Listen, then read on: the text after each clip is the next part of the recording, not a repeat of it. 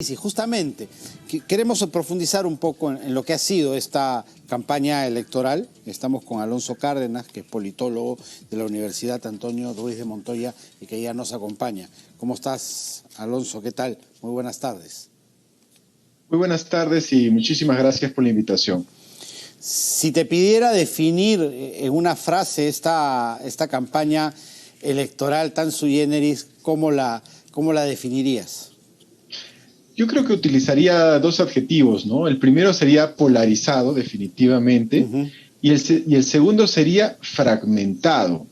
Fragmentado porque recordemos que los dos candidatos que están en el balotaje, el 80% de los electores no votó por ellos.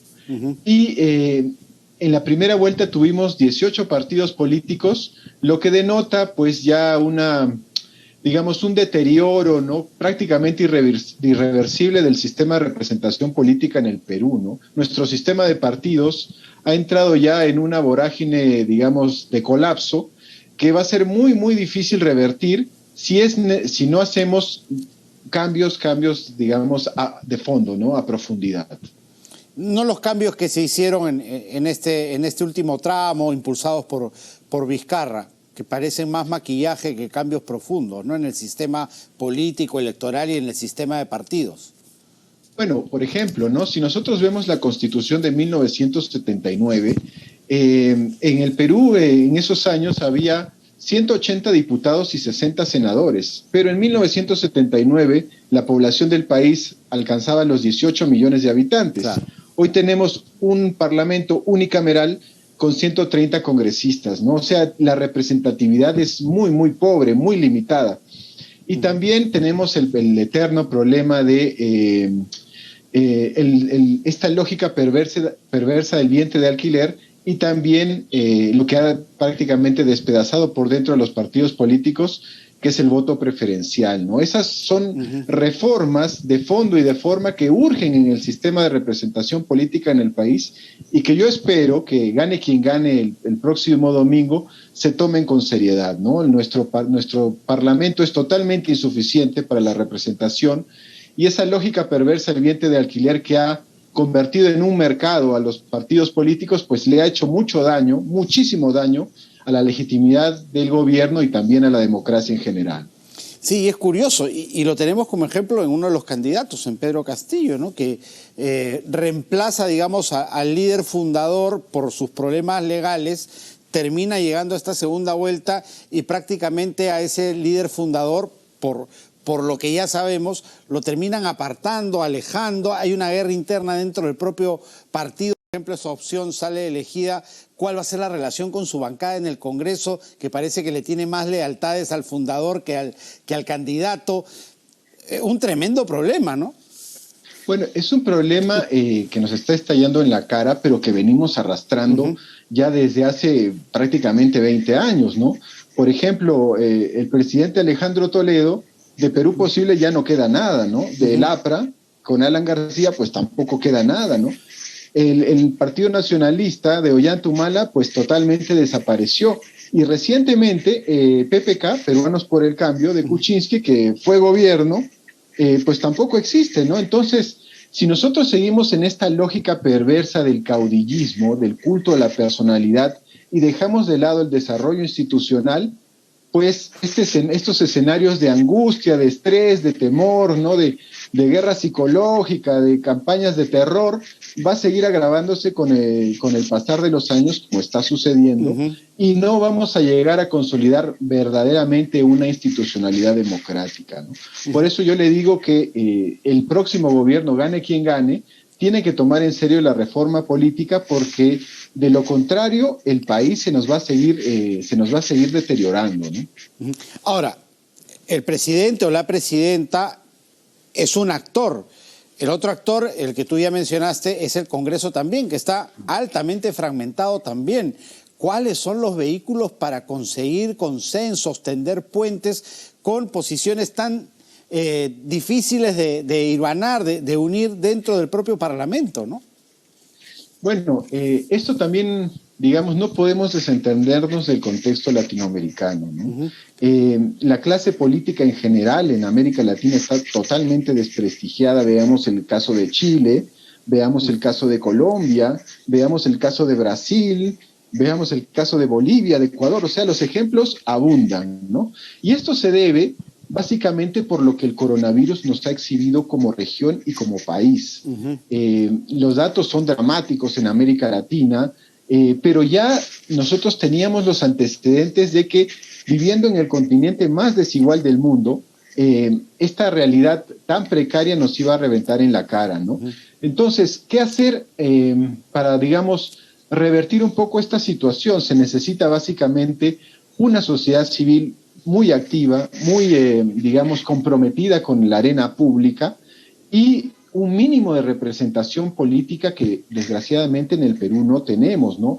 Antes de la pandemia, estudios internacionales como el Barómetro de las Américas señalaban que el Perú era el país donde más se repudiaba a la clase política, donde la población consideraba que su clase política era la más corrupta de América Latina, ¿no? Y llega el coronavirus y nos exhibe pues un país que hace agua por todos lados. Entonces, el escenario que yo veo a partir del 28 de julio es de una inestabilidad todavía un poco más grande y mayor que la que estamos viviendo, pero con un contexto que no es el contexto del año 2016, digamos, boyante de las materias primas internacionales, ¿no? Sino un contexto donde, por ejemplo, la pobreza monetaria se ha incrementado 10% en este año y donde, bueno, las necesidades en temas de seguridad alimentaria, de empleo, son cada vez mayores, ¿no? Entonces el Estado y el gobierno tendrían que tener una respuesta sumamente clara para esto, ¿no? Y yo, desde las dos posiciones, no veo una visión estrictamente profesional y, digamos, a la altura de las exigencias que el país está demandando, ¿no? ¿Y sientes que aprendimos algo de la crisis de estos últimos 5 años o tú crees factible que se repita este choque de trenes entre Ejecutivo y Legislativo también en este escenario post-bicentenario? Depende mucho de quién gane, ¿no? Yo creo que el Congreso va a tener de quien gane y con qué ánimo asuma el poder también, ¿no? Sí, eso es verdad, ¿no? Pero, por ejemplo, si la señora Keiko Fujimori gana la presidencia, yo creo que no va a tener un Congreso tan obstruccionista y tan, digamos, confrontacional como se lo tendría el señor Pedro Castillo, ¿no? Sí. Yo creo que ese escenario depende mucho de quién sea el ganador y con qué margen. Porque recordemos que la cosa está tan polarizada que ya se está hablando pues de levantar fantasmas de un fraude o cosas por el estilo, ¿no? Sí, irresponsablemente, porque es sin ninguna prueba, ¿no? Claro, es una manera irresponsable, pero si los márgenes son tan pequeños y la cosa está tan polarizada y los ánimos están tan caldeados, porque recordemos que el Perú ha pasado por unos 17 meses o 16 meses terribles en materia de coronavirus, podrían, digamos, tener menos legitimidad del gobierno que ingrese, ¿no? Nosotros pasamos muy bien la prueba el año 2016, porque la diferencia es que usted recordará entre PPK y Keiko Fujimori fue de 40,000 votos. Y no hubo lo que nosotros estamos viendo en estos momentos, ¿no? ¿A qué se debe esa diferencia? Yo creo que el factor fundamental, el factor disruptivo, ha sido un coronavirus que nos ha ubicado como el país más golpeado a nivel mundial, ¿no? Sí, claro que sí, a nivel de muertes estamos número 1, si hablamos en población. Ahora, ¿cómo ves la sociedad del lunes 7 de junio, después de este enfrentamiento de acusaciones, de desgarradas peleas entre primos, amigos, hermanos, vecinos? ¿Cómo ves a esa sociedad del lunes 7 de junio?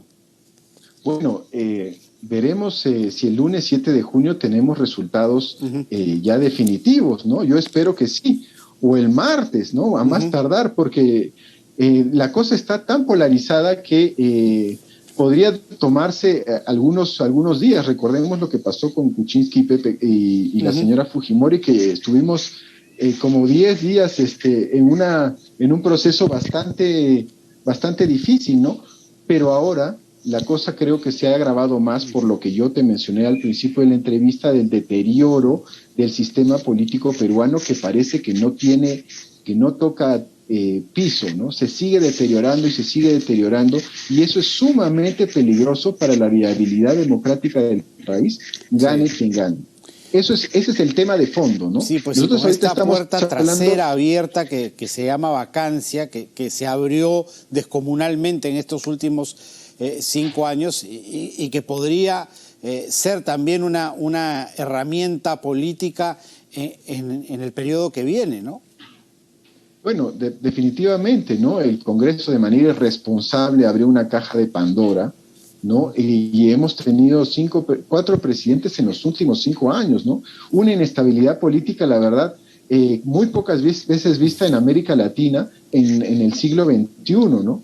Entonces, esto es una razón más, una bandera roja más, que es necesario hacer un cambio profundo en el sistema político peruano, ¿no? ¿Y crees que hay la voluntad para hacerlo? ¿Perdón? ¿Crees que hay la voluntad para hacerlo? Bueno, yo lo que señalaba en otra entrevista era el proceso de transición desde mi punto de vista y como estudioso de la ciencia política ya ha comenzado. Ya ha comenzado. Entonces, si nosotros lo detenemos o lo postergamos, lo único que vamos a hacer es incrementar la inestabilidad política.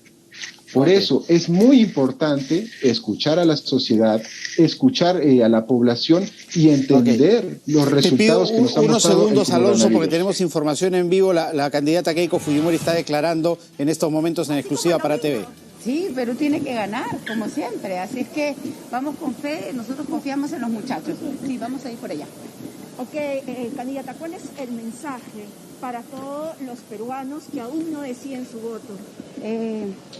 Yo creo que es importante reflexionar cuál es el Perú que queremos construir.